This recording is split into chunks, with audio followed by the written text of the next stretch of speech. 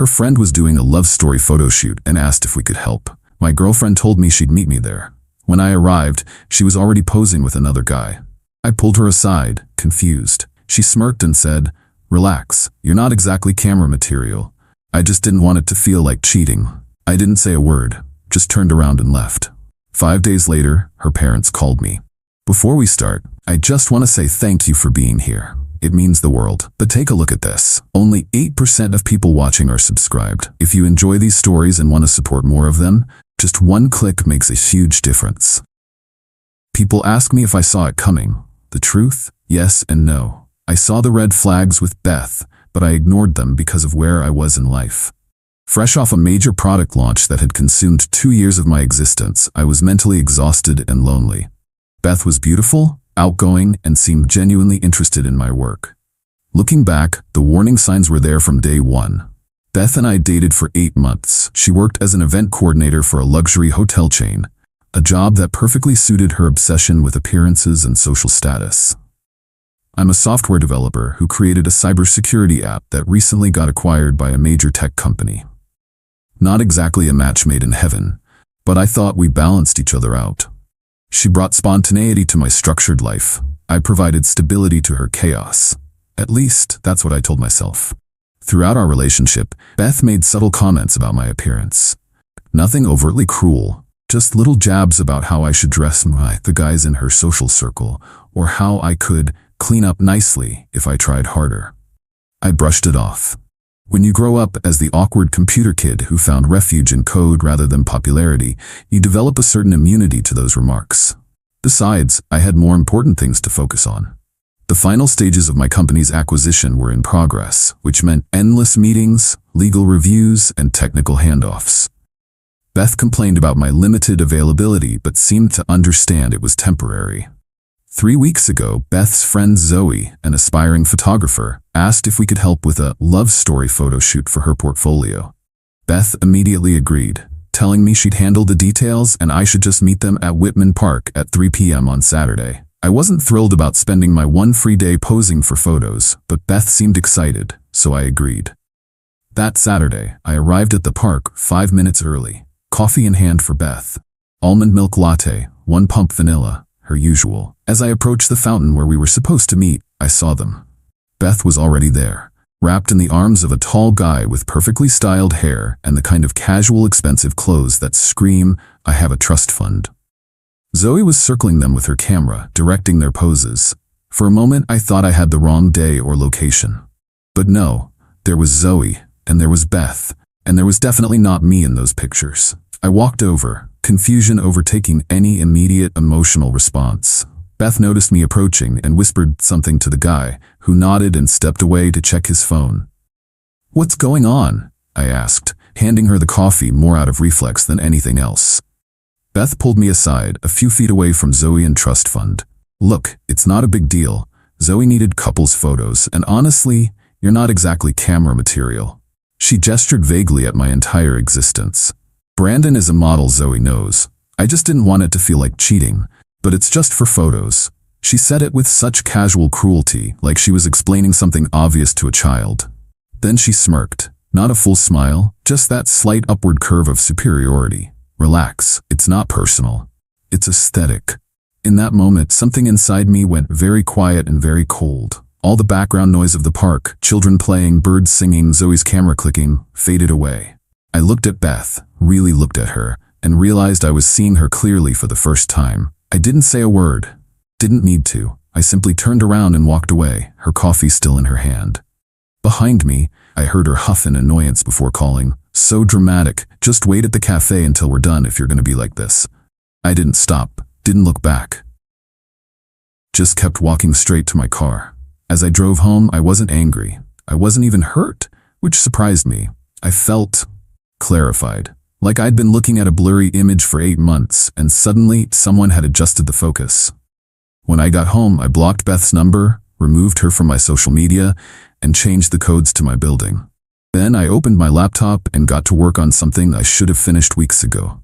Let me explain. The acquisition of my company included a stipulation that I develop a proprietary image recognition algorithm that could identify manipulated photos and videos, an increasingly valuable tool in the age of deepfakes. I had been stalling on the final stages because the test dataset I was using wasn't yielding the accuracy rates I wanted.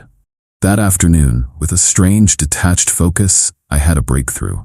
The problem wasn't my algorithm, it was the testing methodology. By evening, I had restructured the entire approach and watched as my accuracy rates jumped from 78% to 94.3%. I worked through the night, fueled by clarity rather than emotion. The next morning, Beth started the inevitable barrage. First texts, which bounced back, then emails, then mutual friends checking if I was okay. Translation: Beth sent them to feel me out. Her messages evolved from annoyed, seriously overreacting, to concerned. Are you all right?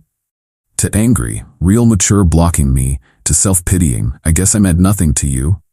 I responded to none of them. Meanwhile, I finalized my algorithm and sent it to the acquisition team. Their response was immediate and enthusiastic. The technology exceeded their expectations, and they fast-tracked the final payment, a sum that made my previous payday look like pocket change. On day 3, Beth showed up at my apartment. My doorman, Miguel, had strict instructions to not allow her up. When she made a scene in the lobby, he called security. I found out later that she tried to claim we'd had a fight and she'd left important medication in my apartment. Miguel, who had seen enough toxic relationships to recognize the signs, wasn't buying it. By day 4, Beth had escalated to having her best friend accidentally run into me at my regular coffee shop. Jasmine approached with practiced concern, talking about how worried everyone was, how Beth was absolutely devastated, and how there must have been a terrible misunderstanding. I looked at Jasmine and said, the only words I'd spoken about the situation. There was no misunderstanding. She was perfectly clear.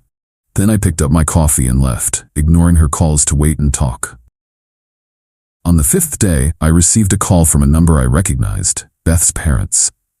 Why did I have their number? Because 2 months earlier, Beth had insisted I meet them during their visit to the city. They'd been surprisingly warm people, especially her father Robert, who had taken a genuine interest in my work.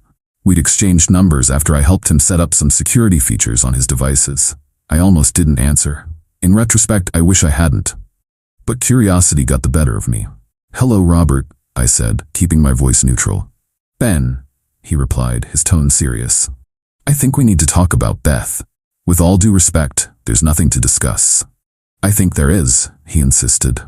"She told us what happened, and Did she tell you she replaced me with a model for her friend's photo shoot because I'm not camera material?" I interrupted. "Did she mention that part?" Silence. "Then that's not the version we heard." "I'm not surprised. She said you saw her helping a friend with photos and stormed off without explanation.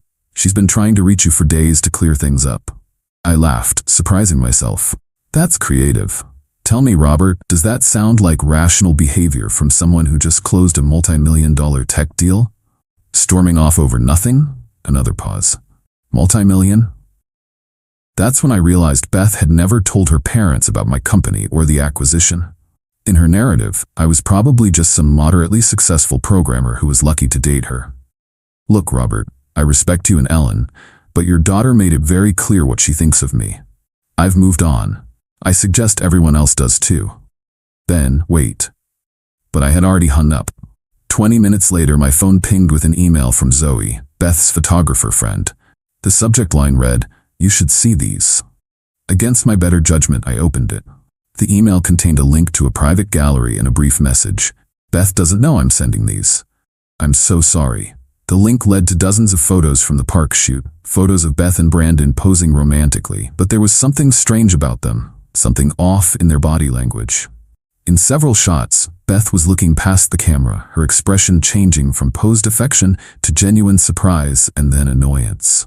The timestamp showed these were taken right as I arrived. The final few photos in the gallery weren't posed at all. They showed Beth pulling me aside, her face captured in perfect clarity as she delivered her not camera material speech.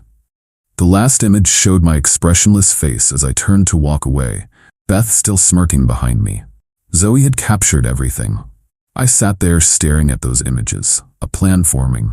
I had just perfected an algorithm that could verify the authenticity of photos, prove they hadn't been manipulated or altered. And here was Zoe, inadvertently providing me with the perfect revenge. I downloaded the photos, then sent Zoe a simple reply, "Thank you for your honesty." The next morning, I submitted my final algorithm demonstration to the acquisition team with a special edition.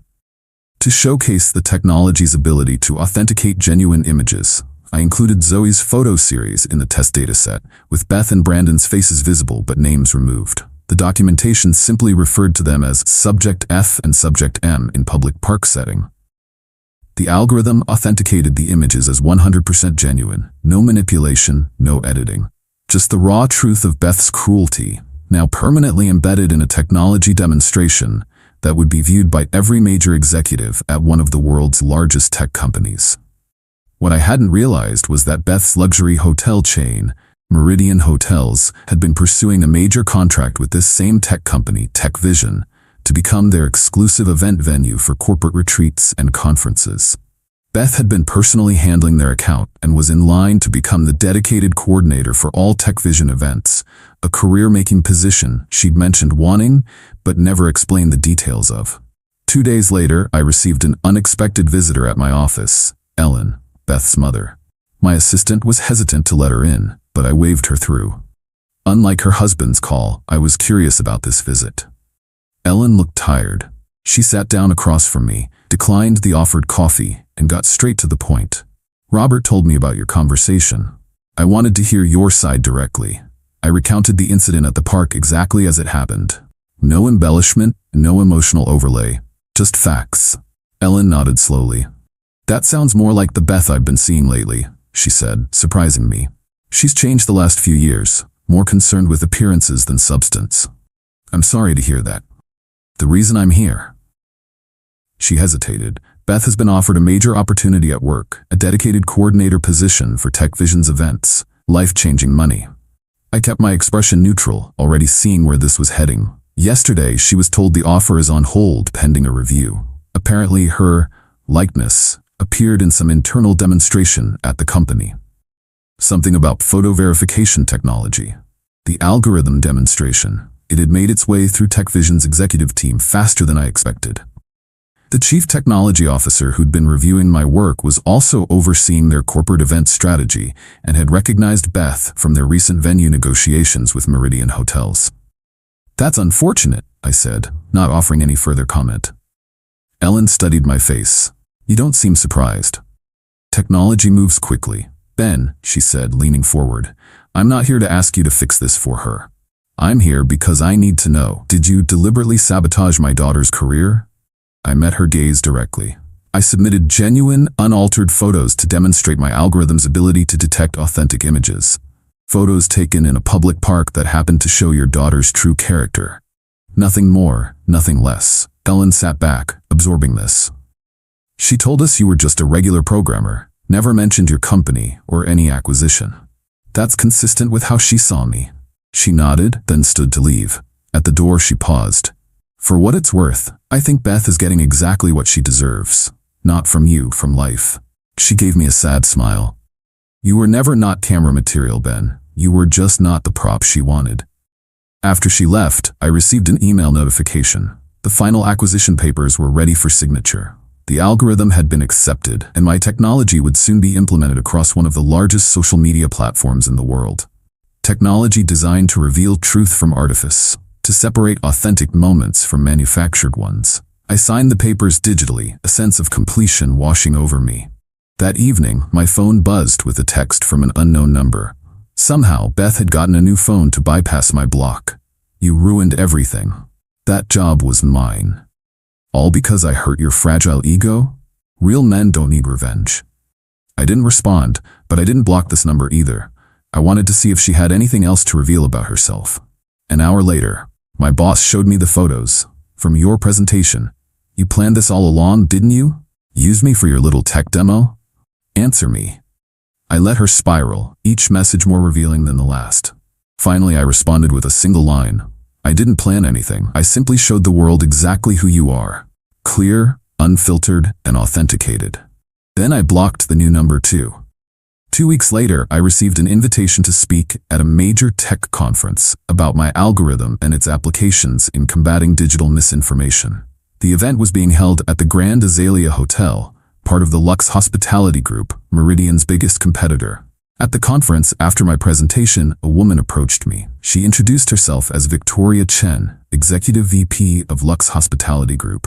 "Your presentation was fascinating, Mr. Mercer," she said. "We've been looking at implementing stronger verification protocols for our corporate clients, and your work might be exactly what we need."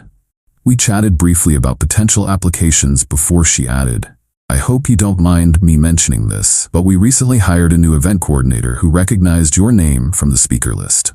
Beth Williams?" She mentioned having worked with you previously. It took me a moment to process this. "Beth works for Lux now? I thought she was with Meridian Hotels." Victoria nodded. "She was, until recently. There was apparently some situation with a major client." She lowered her voice. "Between us, TechVision pulled their contract with Meridian after some concerns about staff professionalism. We managed to secure their business, and Beth approached us shortly after, explaining that she wanted a fresh start." I maintained a neutral expression, though internally I was connecting the dots. After losing the TechVision opportunity at Meridian, Beth had jumped ship to their competitor, likely downplaying her involvement in the lost contract. I nodded politely. "Everyone deserves a second chance. Just make sure your photographer gets her good side." The VP looked confused, but I simply smiled and excused myself. Sometimes the most devastating revenge isn't about destroying someone's life. It's about ensuring they face the unfiltered reality of who they truly are, without manipulation, without editing, without the ability to rewrite the narrative. In the end, Beth got exactly what she wanted: a world where appearances matter and authenticity is verified. She just didn't expect to be on the wrong side of the lens.